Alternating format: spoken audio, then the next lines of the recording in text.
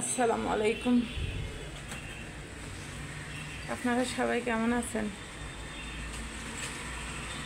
আশা করি সবাই ভালো আছেন। তো আজকে আবারও আপনাদের সাথে কিছু কথা শেয়ার করব। টাকা এত বড় মূল্যবান সম্পদ দেশে, বাবা মা ভাই বোন সন্তানের জন্য।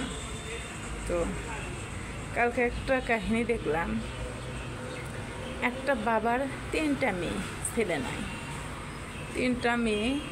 বাবাটা খুব ছোট্ট একটা চাকরি করে, সেটা দিয়ে খুব সংকটের মধ্যেই সংসারটা চালায়। তো ওইভাবে হয়তো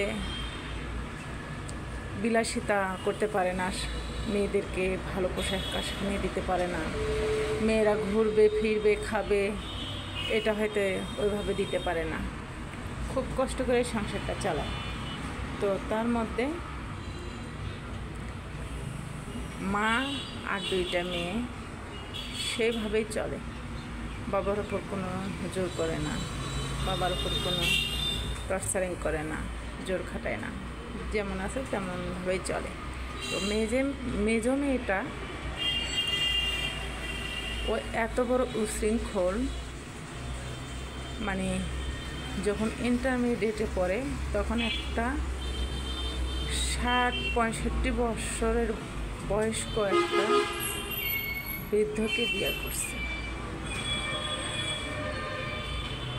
ওই বৃদ্ধকে বিয়ে করছে প্রচুর টাকা, সেই টাকা দেখে সে বৃদ্ধকে বিয়ে করছে। তো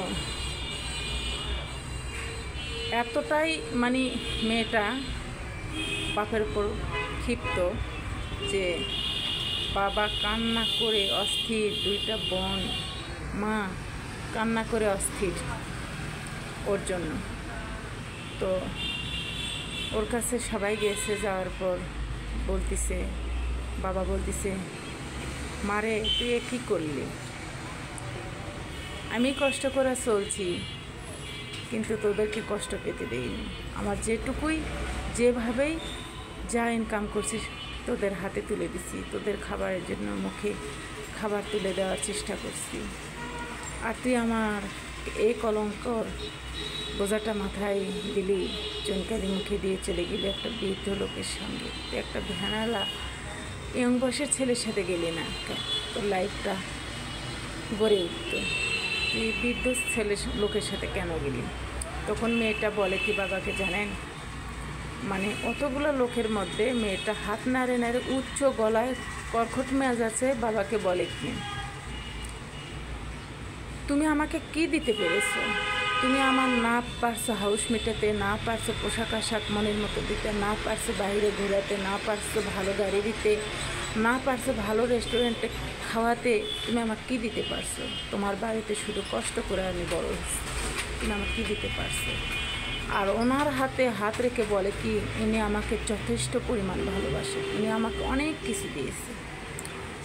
কিছু দিয়েছে, এনার ভালোবাসার কমতি নেই আমার প্রতি। আমি তোমাদেরকে চাই না, আমি চাই না 2টা বোনকে, আমি চাই না মাকে, আমি চাই না বাবাকে।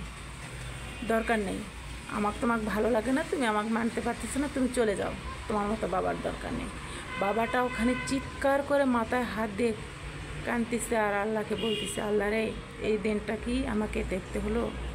তো দেখেন, কষ্ট করে সংসার চালানোর মর্যাদাটাও তাও কেউ দিতে পারে না। এত কষ্ট করে সংসার চালায়, তারপরে শেষ কষ্টের মূল্যটা দিতে পারে না। তো সন্তানেরা যদি বাবা মার মুখের দিকে না তাকায় তাহলে কে তাকাবে? বাবা মার মান সম্মানের দিকে যদি সন্তানেরা না তাকায় তাহলে কে তাকাবে? বলেন তো, আদৌ কি এটা ঠিক না? যেমন সংসারের আয় তেমনই ব্যয় করতে হবে, তাই বলে কি নিজের কেরিয়ারকে নষ্ট করবে? এটা কখনোই ঠিক না। আজ বুঝতেছে না মেয়েটা, পরে বুঝবে। তো সব মেয়েদের জন্যই আমি বলতেছি, সব মেয়েদের কথাই বলতেছি, তোমরা কখনো এমন ভুল সিদ্ধান্ত বেছে নিও না, তাহলে নিজের কেরিয়ার কিন্তু নষ্ট হয়ে যাবে।